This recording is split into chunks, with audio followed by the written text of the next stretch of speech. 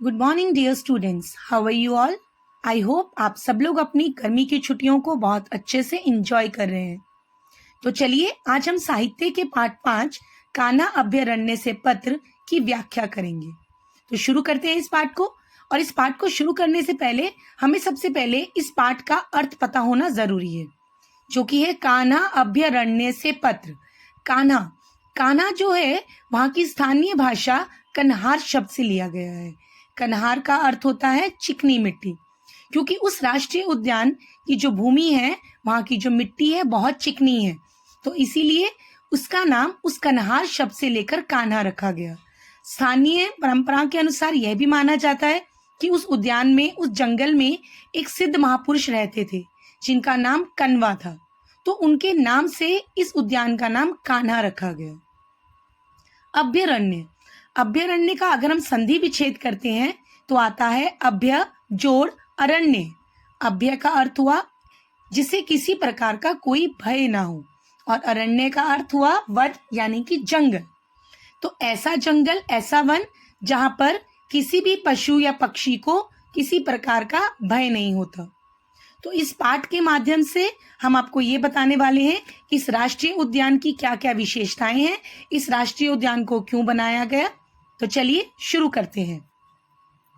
ये भारत का एक प्रमुख राष्ट्रीय उद्यान है। मध्य प्रदेश अपने राष्ट्रीय पार्कों और जंगलों के लिए प्रसिद्ध है। प्राकृतिक सुंदरता और वास्तुकला के लिए विख्यात कान्हा पर्यटकों के बीच हमेशा ही आकर्षक का केंद्र रहा है। इसमें ये बताया गया है कि भारत जो है, भारत में कई प्रकार के राष्ट्रीय उद्यान बनाए गए हैं, जिनको बनाने का मेन जो मोटिव था वो सिर्फ ये था ताकि हम जो प्रजातियां हमारे जानवरों की लुप्त होती जा रही हैं, यानी कि खत्म होती जा रही हैं, उनकी रक्षा करना, उनका संरक्षण करना, संरक्षण अर्थात उनकी रक्षा करना। और ये जंगल इतने सुंदर हैं कि इनको देखने के लिए जो पर्यटक हैं, पर्यटक यानी कि टूरिस्ट, बहुत दूर दूर से इसे देखने के लिए यहाँ पर आते हैं। कान्हा मुख्यतः एक बाघ अभयारण्य है, यानी कि यहाँ पर मुख्य रूप से बाघ को रखा जाता है। जैसा कि आप जानते हैं कि बाघ जो है एक दुर्लभ प्रजाति है, जो बहुत ही रेयर अब हमारे यहाँ पर बचे हैं। तो ऐसे बाघों को बचाने के लिए सरकार द्वारा ये पहल की गई है। इस प्रकार के राष्ट्रीय उद्यान बनाए गए हैं ताकि वहां पर ऐसे जानवरों को, ऐसी प्रजातियों को रखा जा सके जो कि धीरे धीरे खत्म होती जा रही हैं। जैसे कि बारहसिंगा भी बहुत ही कम संख्या में हमारे यहाँ पर रह गए हैं, तो उनकी सुरक्षा के लिए सरकार ने ऐसे राष्ट्रीय उद्यानों का निर्माण किया है, जो संपूर्ण विश्व में और कहीं नहीं मिलता। यह पत्र एक भाई ने अपनी छोटी बहन को कान्हा अभयारण्य की प्रशंसा करते हुए तथा वहां की पूरी जानकारी देते हुए लिखा है।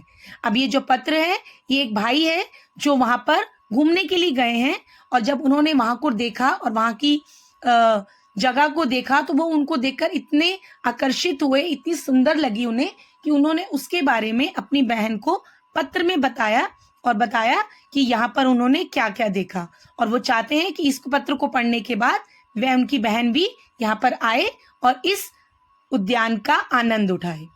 तो चलिए शुरू करते हैं इस पाठ को। 25 जवाहरलाल मार्ग, मंडला, दिनांक 20 मई 20, प्रिय रूपम शुभ आशीष। यहाँ पर शुभ आशीष का अर्थ होता है बहुत सारा आशीर्वाद। हम आज ही कान्हा अभयारण्य देखकर लौटे हैं। वहां के मनोहारी दृश्य अभी तक मेरी आंखों के सामने घूम रहे हैं। अब यहाँ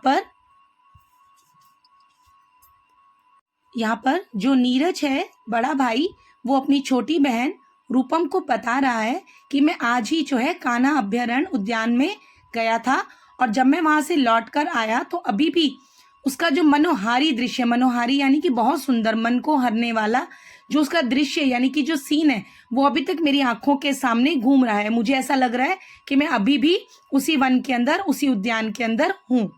प्राचीन काल में ऋषि मुनियों के आश्रम में वन्य पशु पक्षी निर्भय होकर विचरण करते थे। उन्हें ना कोई सताता था, ना कोई मारता था। कान्हा में भी कुछ कुछ ऐसा ही दृश्य दिखाई देता। यहाँ विभिन्न वन्य पशु पक्षी निडर होकर अपना जीवन सहज रूप में बिताते हैं।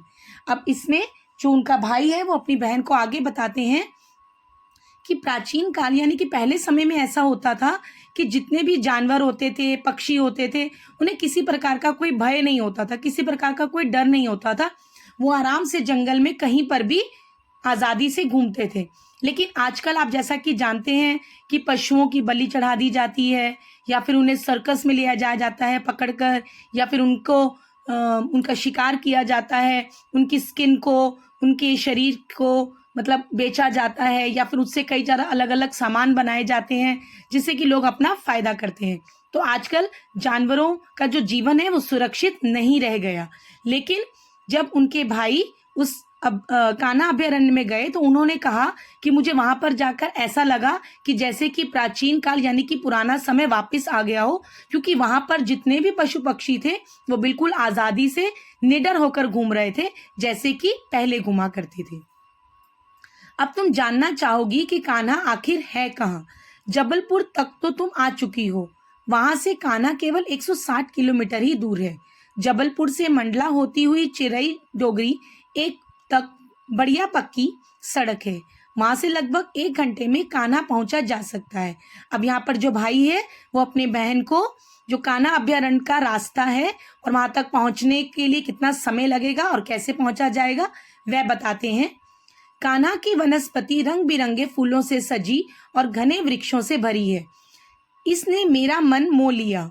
अब यहाँ पर वो भाई अपनी बहन को बता रहे हैं कि कान्हा की वनस्थली यानी वन का स्थान, वहां की जो जमीन थी वो इतनी सुंदर है और वो चारों तरफ रंग बिरंगे फूलों से सजी हुई है, चारों तरफ घने घने वृक्ष हैं, पूरी हरियाली छाई हुई है, जिसको देखकर जो मन है वो बहुत ही ज्यादा प्रसन्न हो जाता है।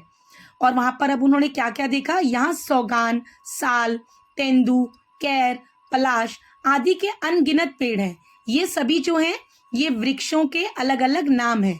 सागौन का जो वृक्ष होता है जिसे हम साधारण भाषा में सागवान बोलते हैं, इसकी जो लकड़ी होती है वो ज्यादातर फर्नीचर बनाने में काम आती है। साल की जो होती है, साल से इमारतें बनाई जाती हैं और बहुत ही मजबूत लकड़ी होती है इसकी। तेंदू की जो लकड़ी होती है ये बहुत ही चिकनी और देखने में काली होती है, इसे भी कई प्रकार से यूज किया जाता है, इस्तेमाल किया जाता है। खैर का जो वृक्ष होता है इसके कहा जाता है कि इसकी जो लकड़ी होती है वो बहुत ही फायदेमंद होती है। फायदेमंद कैसे होती है, जैसा कि आपने सुना होगा कि कई बार गर्मी की वजह से मुंह में छाले हो जाते हैं, तो कहते हैं कि इसकी लकड़ी को चबाने से वह छाले जो हैं ठीक हो जाते हैं और ये बहुत ही फायदेमंद है। अगला है हमारा पलाश। पलाश जो होता है वो देखने में सबसे सुंदर, सबसे खूबसूरत वृक्ष होता है और यह घने जंगलों में ही पाया जाता है। इसके ऊपर बहुत सुंदर सुंदर फूल लगे होते हैं, जिसकी वजह से ये आकर्षण का हमेशा से केंद्र रहता है। और पलाश की लकड़ी भी वनस्पति यानी कि दवाइयां बनाने में काम आती है। अनगिनत यानी कि इस जंगल में, इस उद्यान में बहुत ही ज्यादा वृक्ष हैं जिन्हें गिना भी नहीं जा सकता। यहाँ पूरा साल हरियाली बनी रहती है। यह पूरी वनस्थली 1950 वर्ग किलोमीटर में फैली हुई है। इसे कांटेदार तारों से घेरा गया है। अब आगे बताते हैं कि यहाँ पर चारों तरफ जो है वो ग्रीनरी है, हरियाली है, फूल पत्ते हैं, वृक्ष हैं और चारों तरफ जो है हरियाली छाई हुई है। और इसका जो वर्ग यानी कि ये जो पूरा एरिया है वो 950 वर्ग किलोमीटर में फैला हुआ है और इस पूरे एरिया को चारों तरफ कांटेदार तारों से घेरा गया है ताकि कोई भी व्यक्ति इसके अंदर बिना परमिशन के, बिना आज्ञा के आकर पशु पक्षियों को किसी प्रकार की हानि ना पहुंचा सके। यहाँ ठहरने का बहुत अच्छा प्रबंध है। प्रवेश द्वार ही एक डाक बंगला है। कान्हा में प्रवेश के लिए हमने मंडला के वन विभाग के से पास बनवा लिया। अब जैसा कि मैंने आपको पहले भी बताया कि यह जो जंगल है, ये जो वन है, ये जो उद्यान है, ये बहुत ही सुंदर है और इसे देखने के लिए पर्यटक यानी कि टूरिस्ट बहुत दूर दूर से आते हैं। तो ऐसा तो पॉसिबल नहीं है कि वो दूर से आएं और उसको देखकर वापस चले जाएं, तो इसीलिए वहां पर ठहरने का और रहने का बहुत अच्छे से प्रबंध होता है। यहाँ वन्य पशुओं की शोभा देखते ही बनती है। कहीं हवा की गति से भागते चंचल हिरणों का झुंड दिखाई दे जाता है तो कहीं कहीं दुर्लभ प्रजाति के 12 सिंगा दिखाई देते हैं। अब आगे जो नीरज है वो अपनी बहन से बताते हैं कि यहाँ पर जो वन्य पशुओं की शोभा देखती बनती है, यानी कि जो पशु हैं, जैसा कि आप जानते हैं कि जब हम पशुओं को आज़ादी मिल जाती है तो वो खिलखिलाने से लग जाते हैं और वो देखने में बहुत सुंदर हो जाते हैं। क्यों? क्योंकि उनके अंदर, उनके चेहरे पर किसी प्रकार का भय या डर नहीं होता कि कोई हमें पकड़ लेगा, और इसी वजह से वो बहुत खुश रहते हैं और अपनी मस्ती में चारों जंगल के में चारों तरफ घूमते रहते हैं। तो उनको देखना बहुत ही सुंदर लगता है। और वहीं पर उन्होंने कहा कि वहाँ पर जो हिरण है वो झुंड बनाकर इर्द गिर्द जो आसपास घूमते रहते हैं, जिन्हें देखकर उन्हें बहुत ही अच्छा लगा।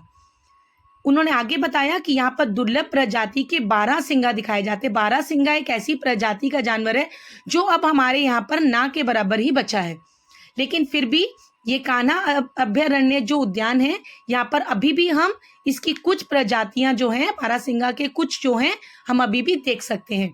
इसे देखने का जो सही समय है वो अक्टूबर से दिसंबर के बीच में है, क्योंकि उस समय पर ये बहुत बाहर आ जाते हैं और इन्हें हम बहुत आसानी से, बहुत नज़दीक से भी देख सकते हैं।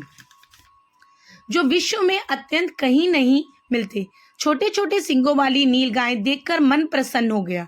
अब वो आगे बताते हैं कि मैंने वहाँ पर छोटे छोटे सींगों वाली नीलगाय भी बहुत ही दुर्लभ है, बहुत मुश्किल से मिलती है, लेकिन वहाँ पर उन्हें वो भी देखने को मिली। तालाब की ओर रिछ भी दिखाई दिए। उसी उद्यान के अंदर एक बहुत बड़ा तालाब था जिसके अंदर रिछ भी दिखाई दिए। रिछ भी एक प्रकार के प्रजाति है जानवर की। पहाड़ी इलाके की ओर बढ़ने का सांबर मिले। सांबर जो होते हैं वो हिरन की तरह ही दिखते हैं, लेकिन वो उससे थोड़े से डिफरेंट होते हैं। तो वो वहाँ पर पहाड़ी इलाका है, तो पहाड़ी इलाका होने की वजह से वहाँ पर जो सांबर है वो बहुत आसानी से देखने को मिल जाते हैं। विशाल शरीर वाले मोटे तगड़े भैंसे भी यहाँ देखे। बगीचे में चीतल भी देखने को मिले। झुंडों में से वृक्षों के नीचे आराम करते मिल जाती हैं। अब आगे जो नीरज हैं वो बताते हैं अपनी बहन को कि वहाँ पर उन्होंने कितने जो हैं पशु देखे, पक्षी देखे। उन्होंने वहाँ पर सांबर देखा, मोटे तगड़े भैंसे देखे, चीतल देखे, जो कि वृक्षों के नीचे आराम से एक झुंड बनाकर बैठ जाते हैं। और फिर देखा कि वनराज सिंह यानी कि जिसे देखने के लिए लोग स्पेशली इतनी दूर दूर से आते हैं, जो हमारे जंगल का राजा होता है। इसे यहाँ खुले रूप में रखा जाता है। हम लोगों ने उसे एक जीप में बैठकर देखा। उसने एक दहाड़ मारी तो सारा जंगल कांप उठा।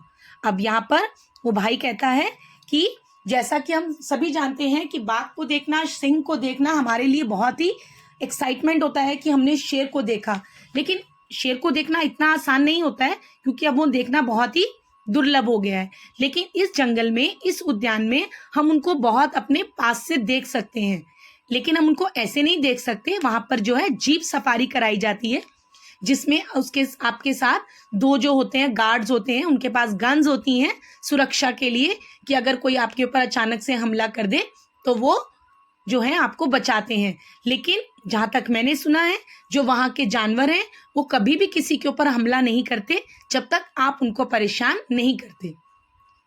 तो जीप सफारी में जाकर उन्होंने उस जंगल में उस जो राजा है, हमारे जंगल का शेर है, उसको बहुत ही नजदीक से देखा। और जब देखा कि उन्होंने दहाड़ मारी तो पूरा जंगल ऐसे हुआ जैसे कि कांप उठा। यहाँ हमने हाथी की सवारी का आनंद भी लिया। जब हम हाथी पर थे तब एक बाघ सामने से तेजी से निकल गया। गजब की फुर्ती थी उसमें। अब उन्होंने वहां पर एक बहुत ही बड़ा हाथी देखा, जो कि मस्त चाल में आराम से धीरे धीरे चलता जा रहा था। लेकिन तभी उन्होंने देखा कि एक बाघ, जैसा कि आप जानते हैं कि जो बाघ है वो अपनी तेजी के लिए, अपनी फुर्ती के लिए जाना जाता है। उससे तेज और उससे जो फुर्ती से ज्यादा कोई भी जानवर जो है नहीं दौड़ सकता। तो उसी वक्त जब उन्होंने हाथी देखा तो वहीं से एक बाघ जो है वो बहुत तेजी से उनके पास से गुजरा। यहाँ के पक्षियों की गिनती करना असंभव है। असंभव मतलब जो संभव ना हो। तो यहाँ पर जो नीरज है वो अपनी बहन से कहते हैं कि यहाँ पर पक्षियाँ इतने प्रकार के पक्षी हैं कि जिन्हें गिना भी नहीं जाता। लेकिन कहा जाता है कि लगभग यहाँ पर 300 से भी ज्यादा प्रजाति के पक्षी जो है रहते हैं। अपने पंख फैलाकर नाचता मोर देखकर मेरा मन भी नाच उठा। हमें बताया गया कि शीतकाल में इन पक्षियों की संख्या बहुत बढ़ जाती है। उन दिनों दूर दूर से पक्षी यहाँ पर आते हैं।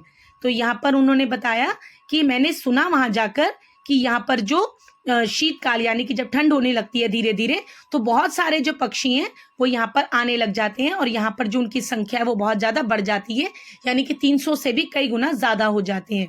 और वहाँ पर उन्होंने एक मोर को भी नाचते हुए देखा, जिसको देखकर वो बहुत ज़्यादा प्रसन्न हो गए। यहाँ का मौसम बहुत सुहावना रहता है, यहाँ की व्यवस्था भी बहुत अच्छी है। अगले वर्ष तुम भी कान्हा देखने जरूर आना। तुम्हारा बड़ा भाई नीरज ठाकुर। अब वो वहां कर अपनी बहन को बताते हैं कि यहाँ का मौसम जो है बहुत सुहावना है, क्योंकि वो पहाड़ी इलाका है और जैसा कि हम सब जानते हैं कि पहाड़ी इलाके में मौसम जो होता है बहुत सुहावना होता है। और दूसरा वहां पर ग्रीनरी बहुत ज्यादा थी, हरियाली थी चारों तरफ, तो उसको देखकर तो वैसे ही वहाँ जो बहुत आनंद आ जाता है, बहुत खुशी होती है, बहुत अच्छा लगता है देखकर। और वहां पर जो समय होता है, जो इस जंगल के खुलने का समय होता है, वो होता है 1 अक्टूबर से लेकर 30 जून तक।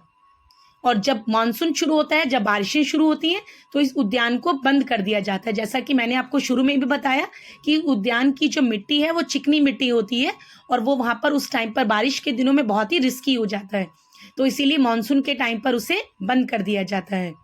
तो इस पाठ को पढ़कर मुझे लगता है कि आपको बहुत अच्छा लगा होगा और इस पाठ के बारे में, कान्हा अभयारण्य जंगल के बारे में बहुत अच्छी अच्छी जानकारी मिली होगी।